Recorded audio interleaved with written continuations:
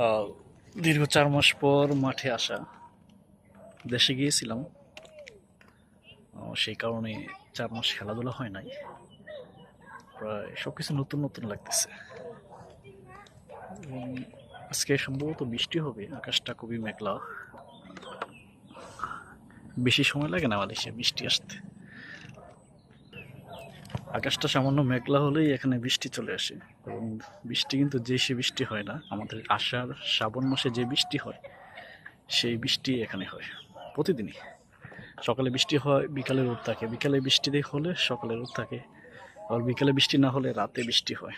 মানে প্রতিদিন বৃষ্টি হবেই, হয়তো দিনে, নয়তো রাতে, নয়তো সকালে, নয়তো বিকালে, যে কোনো একটা সময় বৃষ্টি হবেই। তো এই কারণেই এখানে বসন্তের দেশ বলা হয়। সারা বছরে ফুল ফুটে, মাটি উর্বর থাকে, যে কোনো জিনিস এখানে মানে রোপণ করলে খুব তাড়াতাড়ি হয়, কারণ প্রতিদিনই বৃষ্টি হয়। আর পাহাড়ি দেশ তো, বৃষ্টি কখনো এখানে স্থায়ী হয় না।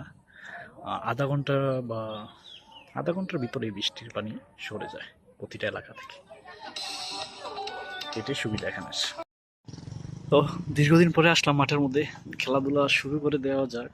খেলাধুলা করলে একটু ভালো লাগে, কারণ বিকালে একটু খেলাধুলা না করলে কিরকম যে লাগে, একটা বোরিং বোরিং লাগে। রুমের মধ্যে বসে থাকা, রুমে শুয়ে থাকা কিরকম যে লাগে।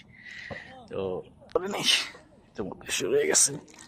আমার মাঠটা অনেকটা বড়, প্রচন্ড বড়। ওই যে আকাশ মেঘলা হয়েছে দুই দিক থেকে, বৃষ্টি হলে প্রচন্ড বৃষ্টি হবে। এটা আশেপাশটা আর কি মেঘে মাঠের।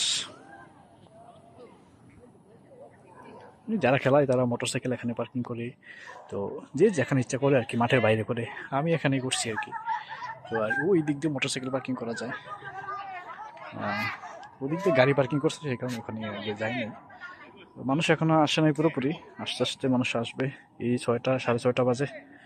6:30 থেকে শুরু হয় আর কি। এখন 6:20 বেজে গেছে, 10 মিনিটে সবাই, বেশি লাগে না, 10 মিনিটে সবাই চলে আসে। Bye bye. আজকে যারা খেলা শুরু করে দিই, অনেক দিন পরে খেলতে আসলাম।